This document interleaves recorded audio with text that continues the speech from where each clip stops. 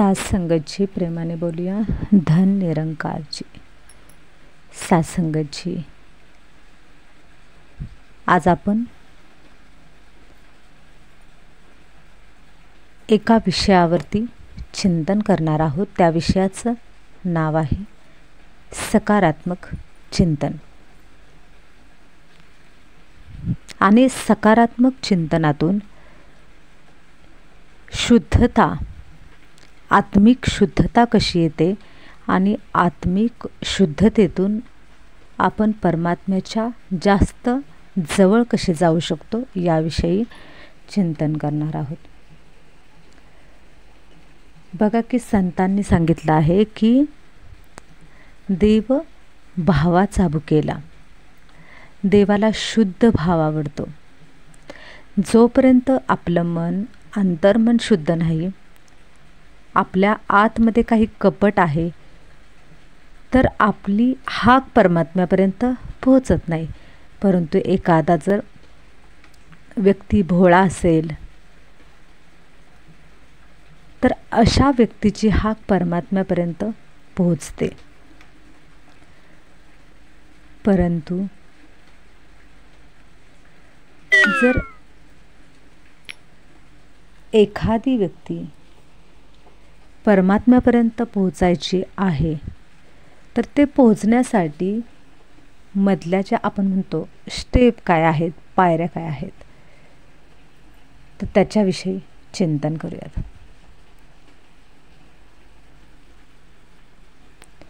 ज्यावेळी आपण परमात्म्याची भक्ती करतो त्यावेळेस मनामध्ये शुद्ध भाव असायला हवा, शुद्ध प्रेम असायला हवं. शुद्ध प्रेमाचं, निस्वार्थ प्रेमाचं एक उदाहरण सांगते, म्हणजे आपल्या सर्वांना समजायला खूप सोपं होईल. एकदा काय झालं, एक मूल होतं आणि त्या मुलांना दोन स्त्रिया म्हणत होत्या की हे माझं मुलं आहे, हे माझं मुलं आहे. त्या दोन स्त्रियांमध्ये भांडण लागलं होतं आणि त्या भांडणामध्ये इतर लोकांनाही समजेना की हे नक्की बाळ कोणाचं आहे. नंतर त्या दोघींची तक्रार राजापर्यंत गेली. राजाला आता मोठा पेच पडला, प्रश्न पडला, आता काय करायचं. ह्या दोघीही म्हणत आहेत की हे माझं बाळ आहे, पण मी हे कसं सिद्ध करू. नंतर राजाला एक कल्पना सुचली. राजाने काय केलं, राजा म्हटला ठीक आहे ना, तुम्ही म्हणताय तुमच्या दोघींचंही बाळ आहे, मग मी या ठिकाणी असं करतो की हे जे बाळ आहे त्या बाळाचे मी दोन भाग करतो. एक भाग एकीला देतो, एक भाग दुसरीला देतो. तर त्याच्यामध्ये ज्या दोन आई होत्या त्या बाळाची अशी समजत होत्या की हे माझं बाळ आहे, माझं बाळ आहे. त्याच्यामध्ये जी खरी आई होते ती रडायला लागते आणि रडता रडता ती अशी म्हणते, माझं बाळ नाही आहे, बाळाचे दोन भाग करण्यापेक्षा त्यांना सांभाळू द्या, माझं नाही आहे बाळ, त्यांचंच बाळ आहे. परंतु जी खरी आई नव्हती ती मात्र त्या बाळाचे दोन भाग करायला तयार होती. कारण ती खरी आई नव्हती, कारण तिला फक्त ती जी दुसरी स्त्री आहे तिला ते तिचं बाळ मिळवून द्यायचं नव्हतं आणि त्या बाळाला काही झालं तरी तिला काहीही फरक पडणार नव्हता. परंतु जी खरी आई होती तिच्यामध्ये जे वात्सल्य जागृत झालं, तिची निस्वार्थ प्रेमाची भावना जागृत झाली. त्यावेळी ती आई म्हणते की तिच्या डोक्यात आलं की जाऊ दे, मी माझं बाळ करून कुठपर्यंत रडत बसू, आणि जर बाळाचे दोन भाग केले तर माझं बाळ या जगातून नष्टच होऊन जाईल. त्यापेक्षा ते माझ्याजवळ नसलं तरी चालेल, तिला घ्यायचं आहे ते घेऊ दे, पण बाळ किमान माझं जिवंत तरी राहील, त्याला कुठल्याही प्रकारचा त्रास तर होणार नाही, जाऊ दे, पुढे पाहू. असा विचार तिने केला होता. म्हणजे तिचा जो निस्वार्थ भाव होता, तिला बाळापासून काही स्वार्थ नको होता, फक्त बाळ सुखी राहावं ही तिची शुद्ध आणि पवित्र भावना होती. ज्यावेळी आई आणि मूल यांच्यामध्ये जे एक निस्वार्थ प्रेम असतं, कधीकधी या प्रेमामध्ये पण खोट येते.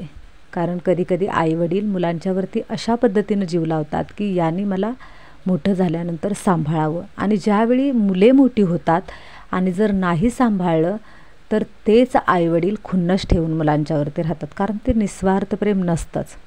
परंतु मोस्टली जास्तीत जास्त आई अशा असतात, आपण म्हणूयात की 80% तरी आई अशा आहेत की त्यांचं आपल्या बाळावरती शुद्ध प्रेम असतं, निस्वार्थ प्रेम असतं. हे शुद्ध आणि निस्वार्थ प्रेम मी स्वतःही अनुभवलेलं आहे. ज्यावेळी आई आपल्या मुलालाही जन्म देते आणि मुलीलाही जन्म देते, परंतु त्या आईचं त्या मुलीवरती निस्वार्थ प्रेम असतं, कारण त्यांना माहीत असतं की आपली मुलगी आपल्याला सांभाळणार तर नाही आहे, परंतु त्या मुलीच्या सुखासाठी आईवडील अतोनात प्रयत्न करतात. त्या मुलीचा संसार सुखी व्हावा, तिला सगळ्या गोष्टी देतात. त्यांना तिच्याकडून काहीच हवं म्हणजे नको असतं, पण तिचं मात्र ती सुखाने जगावी, सुखाने राहावी, हा मात्र तिचा आईचा उद्देश असतो. म्हणजे ती आई आपल्या मुलीवरतीही खूप निस्वार्थ प्रेम करत असते. त्यावेळी त्या दोन आत्म्यांमध्ये एक कनेक्शन असतं, एक शुद्ध कनेक्शन असतं. कधीकधी बघा, ज्यावेळी मुलगी असते ती मुलगी आईची आठवण काढते तर लगेच आईचा फोन येतो, कारण त्यांच्यामध्ये टेलिपॅथी होते, कारण त्यांचं ते नातं त्या पद्धतीनं आहे आणि त्यांच्यामध्ये नातं त्या पद्धतीनं असल्यामुळे एकमेकांना ते लगेच कनेक्ट होतात आणि लगेच फोन येतो. विशेषतः माझ्या स्वतःच्याही जीवनामध्ये खूप असे अनुभव आहेत, कारण माझीसुद्धा आई आहे, ती निस्वार्थ प्रेम करते. आणि खूप वेळा असं झालेलं आहे की आईची आठवण आली किंवा मी आजारी जरी पडले तरी तिला सांगायला लागत नाही, तिचा स्वतःहून फोन येतो. आणि खूप वेळा असं झालेलं आहे की मी आठवण काढते आणि तिचा फोन येतो, असं होतं. कारण तिचंही माझ्यावरती निस्वार्थ प्रेम आहे आणि माझंही तिच्यावरती निस्वार्थ प्रेम आहे. हे आहे आई आणि मुलीमधलं कनेक्शन, आई मुलामधलं कनेक्शन असतं. तर आत्ता बघा, सायन्स आपण पाहतो की सायन्स काय म्हणतं, आपण ज्याची आठवण काढतो त्याच्याशी आपण जोडले जातो.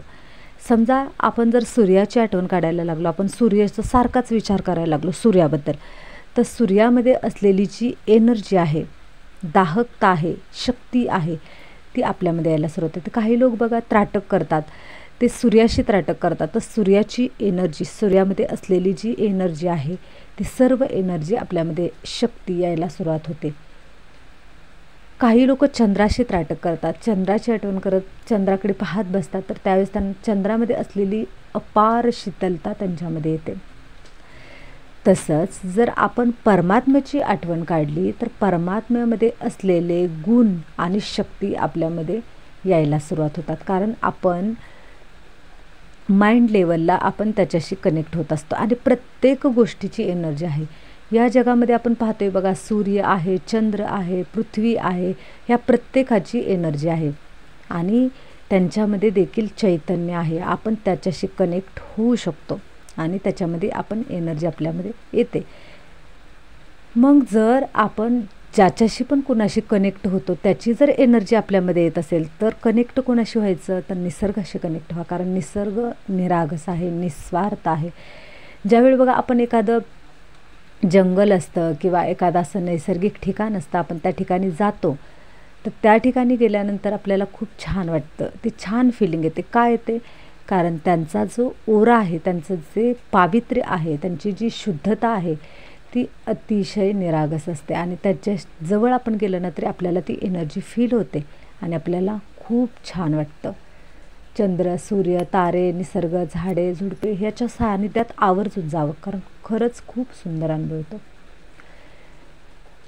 मग याचा अर्थ असा नाही आहे की माणसांमध्ये आपल्याला जायचं नाही, आपण माणसांच्यामध्ये राहायचं आहे, परंतु मनाने आपण परमात्म्याच्या जवळ राहायचं आहे. आपण सदोदित त्याला आठवणीत ठेवायचं आहे, कारण जर महत्त्वाचा हा फायदा आहे की आपण ज्यावेळेस परमात्म्याच्या आठवणीमध्ये राहतो, ज्यावेळेस आपण सद्गुरूच्या आठवणीमध्ये राहतो, त्यावेळेस त्यांची एनर्जी आपल्यापर्यंत येत असते, त्यांची एनर्जी आपल्यापर्यंत पोहोचत असते आणि आपण त्याच्याशी माइंड लेवलला कनेक्ट झाल्यामुळे, जसं की बघा एखादी वायर ज्यावेळेस वायरला कनेक्ट होते त्यावेळेस त्या वायरमधून एनर्जी सप्लाय होते, तसंच आपण ज्यावेळेस ज्याच्याशी कुणाशी कनेक्ट होतो त्याची एनर्जी आपल्यामध्ये यायला सुरुवात होते आणि आपल्यामध्ये छान वाटायला लागतं. कधी कधी बघा काय होतं, एखादी व्यक्ती आपल्याला त्रास देत असते आणि आपण जर त्रास देणाऱ्या व्यक्तीबरोबर आपण स्वतःला सारखं त्या व्यक्तीची आठवण करत राहतो. म्हणजे आपल्याला आठवण करायची नसते, पण त्यांनी मला असं केलं, त्यांनी मला तसं केलं, तो असाच आहे, तो तसाच आहे. आपण काय करत असतो, त्या व्यक्तीची सदोदित आठवण काढतो, म्हणजे वाईट वागली म्हणून देखील आठवण काढतो. आणि काय होतं, जर त्या व्यक्तीमध्ये विकार जास्त असतील, जर त्या व्यक्तीमध्ये निगेटिव्हिटी जास्त असेल, तर आपण जर सतत त्याचा विचार करत राहिलो तर त्याच्यामध्ये असलेले सगळे अवगुण आपल्या मेमरीमध्ये डाउनलोड व्हायला सुरुवात होते. त्याची जी सगळी मेंटॅलिटी आहे ना, कारण काय होतं, ज्यावेळेस आपण त्याची आठवण काढतो त्यावेळेस त्याच्याशी जोडले जातो आणि त्याच्यामध्ये त्याच्या मेमरीवरती आता जे जे काय सुरू आहे ते आपल्या मनपटलावरती डाउनलोड व्हायला सुरुवात होते. तेच आपल्या इकडे व्हायला सुरुवात होतं, म्हणजे ते कनेक्ट व्हायला सुरुवात होतं आणि आपल्या मेमरीवरती ते येतं. कधी कधी बघा खूप वेळा आपण अनुभव असा घेतलेला असेल की एखादा स्वभाव आपला नसतो, परंतु आपण काय करतो, आपण सतत आहे ना, आपल्याला माहिती नसतं ना हे ज्ञान, आपण काय करतो, नको त्या व्यक्तींची खूप वेळा आठवण करतो. कधी कधी आपल्याला त्यांचे अवगुण आवडत नसतात, पण आपण काय करतो, ते अवगुण खराब आहेत म्हणून त्याचं चिंतन करतो की तो असा आहे, तो तसा आहे, हे मला अजिबात आवडत नाही, असं होत नाही, तसं होत नाही, आणि सतत आठवण काढत राहतो. मग काय होतं, आपण माइंड टू माइंड त्या व्यक्तीचं कनेक्शन झाल्यामुळे आपल्यामध्ये नसलेले अवगुण पुन्हा आपल्यामध्ये दिसायला लागतात. म्हणजे सर समजा एखादी व्यक्तीचं चारित्र्य खराब आहे आणि समजा आपण चारित्र्यवान आहे, आणि जर आपण त्या चारित्र्यहीन व्यक्तींचा जर आपण सतत चर्चा करायला लागलो की ती अशी वागली, ती तशी वागली, असं कुठं असतं का, हे असं वागतात का, तर काय होतं, त्या चारित्र्यहीन व्यक्तीचा विचार केल्यामुळे चारित्र्यहीन त्याचे जे अवगुण आहेत, जे ते स्वभाव गुण आहेत ना, ते आपल्या मेमरीवर ते डाउनलोड व्हायला सुरुवात होतात. आणि एक दिवस असा येतो की चारित्र्यहीन जगायला आपल्याला देखील आवडायला लागतं. म्हणून या गोष्टीमध्ये खूप सावधानी आपण ठेवायची आहे की आपण विचार करताना उच्च विचारसरणी असलेल्या व्यक्तींचा विचार करायचा, परमात्म्याचा विचार करायचा, चांगल्या लोकांशी कनेक्ट व्हायचं, निगेटिव्ह व्यक्तींशी कनेक्ट व्हायचं नाही, त्यांच्यामध्ये राहायचं. कधी कधी आपल्याला राहावं लागतं तिथं त्या ठिकाणी, तर त्या ठिकाणी आपण जरूर राहायचं, परंतु त्या व्यक्तींशी कुठल्याही लेवलला, माइंड लेवलला कनेक्ट व्हायचं नाही. त्या व्यक्तींच्यामध्ये जरी असलं ना तरी मनाने आपण परमात्म्याच्या जवळ राहायचं, नामस्मरण करायचं, परमात्म्याची आठवण करायचं, त्याला शेअर करत करत एक एक गोष्ट आपण सतत करत राहायचं. तर या गोष्टी आपण खूप लक्षात, आणि खूप याच्या पाठीमागे सायकोलॉजिकली सिद्धांत आहे, त्याच्यामुळे असं हे जे सत्य आहे ते सत्य नाकारता येत नाही. मग आपल्या मनाची शुद्धता जर आपल्याला वाढवायची असेल, मन जर शुद्ध करायचं असेल, आत्मशुद्धी जर आपल्याला करायची असेल ना, तर कनेक्ट कोणाशी व्हायचं, निसर्गाशी कनेक्ट व्हायचं, पशु पक्षी यांच्याशी कनेक्ट व्हायचं, चंद्र सूर्य तारे यांच्याशी कनेक्ट व्हायचं, परमात्म्याशी कनेक्ट व्हायचं. आणि ह्या सगळ्यांचं जे सगळ्यात जास्त शक्तिवान कोण आहे, तर परमात्मा आहे. सगळ्यात जास्तीत जास्त आठवण आपण परमात्म्याची काढायची आहे. कधी कधी असं होतं, आपली फॅमिली असते, फॅमिलीमध्ये खूप साऱ्या व्यक्ती असतात आणि त्याच्यामध्ये कोणी निगेटिव्ह असतं, कोणी पॉझिटिव्ह असतं. तर निगेटिव्ह व्यक्ती अशा काही आपल्याला इरिटेट करतात, त्रास देतात, म्हणून आपण त्याने असं केलं तसं केलं, आपल्या मनामधून निगेटिव्हिटी जात नाही, त्या व्यक्तीचं सतत चिंतन सुरू होतं. आपल्याला माहिती असतं की या निगेटिव्ह गोष्टी मला खूप त्रास देत आहेत, मला अवॉइड करायच्यात, मला ह्या माझ्या जीवनामध्ये नको आहेत त्या गोष्टी, आपल्याला हे माहिती असतं. परंतु काय होतं, मनाची शक्ती कमी पडते. कारण काय होतं, त्या ठिकाणी आपल्याला असं हे करायचं असते, म्हणजे काय म्हणतात ना, की आपल्याला कंट्रोल करायचं असते की नाही या गोष्टी अवॉइड करायच्यात, पर तरीही अवॉइड होत नाही. कधी कधी बघा आपल्या मनाची स्थिती अशी होते ना की एखादी गोष्ट करायची नाही तरी आपण करतो. आपल्याला माहिती असतं की ही गोष्ट केल्यामुळे नुकसान आहे, आपण रागवलो की आपलं नुकसान आहे, पुढच्याही व्यक्तीचं नुकसान आहे आणि आपल्याला स्वतःलाही त्रास होणार आहे. विकारांमध्ये काय होतं, काम, क्रोध, लोभ, मोह, मत्सर ह्याच्यामध्ये आपलं नुकसान आहे, आपल्याला माहिती असतं, परंतु तरीसुद्धा आपल्याला त्या गोष्टी इच्छा असूनसुद्धा टाळता येत नाही. तर त्याचं रिझन काय आहे, तर आपल्या मनाची शक्ती कुठेतरी कमी पडते, कारण आपण मनाने कमजोर आहोत.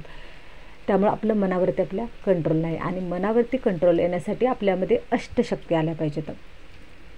आणि त्या अष्टशक्ती जोपर्यंत येत नाहीत तोपर्यंत आपल्या मनावरती आपलं कंट्रोल होत नाही, मन शक्तिशाली होत नाही. आणि त्या अष्टशक्ती परमात्म्याच्या आठवणीमध्ये येतात. जितकं आपली परमात्म्याच्या प्रती म्हणतात ना अग्नी प्रज्वलित होईल, आपल्या परमात्म्याप्रती प्रचंड ओढ निर्माण होईल, जितकी ओढ आपली निर्माण होईल, आपल्या हृदयामध्ये गदगद होईल, आपल्या हृदयामध्ये काहीतरी आपल्याला फिलिंग होईल, परमात्म्याच्या आठवणीमध्ये एक आपल्याला खूप छान अशी फिलिंग तयार होईल, आपलं असं म्हणतो ना आपण गदगद झालं आपल्याला, असं होईल. डोळ्यातून परमात्म्याच्या आठवणीमध्ये अश्रू येऊ द्या. संसारामध्ये अनेक व्यक्ती येतील जातील, त्याच्याबद्दल अश्रू ढाळू नका, पण परमात्म्याच्या आठवणीमध्ये जरूर अश्रू ढाळा. परमात्म्याच्या आठवणीमध्ये आलेला जो अश्रू पण असतो ना, तो अश्रूसुद्धा आपल्याला प्रचंड शक्ती देतो. पण ते अश्रू कसे असावेत? आपण तक्रारीचे अश्रू नसावेत. हे प्रभू हे माझ्या बाबतीत हे असं घडलं तसं घडलं, आपण त्याला सांगतोय तर खरं, परंतु कनेक्ट मात्र संसारातल्या गोष्टींशीच आहे. कनेक्ट संसारातल्या गोष्टींशी ठेवून आठवण करायची नाही, तर परमात्म्याची आठवण आली म्हणून त्याच्याबद्दल भाव व्यक्त करत करत आपल्या डोळ्यात अश्रू जरी आले ना, तरी त्याच्यामध्ये सुद्धा प्रचंड शक्ती आहे. मग ही जी आहे ना, ती आपल्या मनाला सक्षम बनवण्यासाठी, मनाला शक्तिशाली बनवण्यासाठी सर्वात महत्त्वाचं गरज आहे ती मनाची शुद्धी असणं, आत्मशुद्धी असणं गरजेचं आहे. तर आत्मशुद्धीसाठी आपण ज्यावेळेस सकाळी उठतो ना, त्यावेळेस छान छान संकल्प करा. मी शक्तिशाली आत्मा आहे, मी पवित्र आत्मा आहे, मी शुद्ध आत्मा आहे, मी खूप सुखी आहे, माझ्या बाबतीत जे पण काही घडत आहे ना ते खूप छान घडत आहे, मी शांत आहे, असे छान छान संकल्प करा. माझ्या बाबतीत सगळं काही छान घडणार आहे, परमात्मा माझ्यासोबत आहे, असे सकाळी उठल्या संकल्प करा. कारण त्यावेळेस आपलं सबकॉन्शियस माइंड ओपन असतं आणि ज्यावेळी आपण सकाळी जी गोष्ट करतो ना उठल्या ते आपली दिवसभरात आठवणीमध्ये राहते आणि दिवसभर आपल्याला शक्ती देते. सकाळी उठल्या हे संकल्प करा. त्याच्यानंतर आपण दिवसभरामध्ये सुद्धा आपण पाणी पिताना परमात्म्याचा शुक्रिया करा. शुक्रिया केला की त्याची शक्ती आपल्याला लगेच यायला आपल्यामध्ये सुरुवात होते, कनेक्ट होतो ना आपण त्याच्याशी. जेवताना, खाताना, बसताना, उठताना छोट्या गोष्टी परमात्म्याला शेअर करत करत आपण करायच्या, त्याची शक्ती आपल्यामध्ये आपोआप यायला सुरुवात होते, त्याचे गुण आणि शक्ती आपल्यामध्ये यायला सुरुवात होणार. आणि आपण भक्ती करतो ना, तर भक्तीचा अर्थ हा आहे की आत्मशुद्धी. जोपर्यंत आपल्यामध्ये परिवर्तन होत नाही, आत्मशुद्धी होत नाही ना, तोपर्यंत समजायचं की अजून आपलं भक्तीमध्ये पाऊलच पुढे गेलेली नाहीत, आपण अजून जिथे आहे तिथेच आहे. तर भक्तीमध्ये जर आपल्याला पुढे जायचं असेल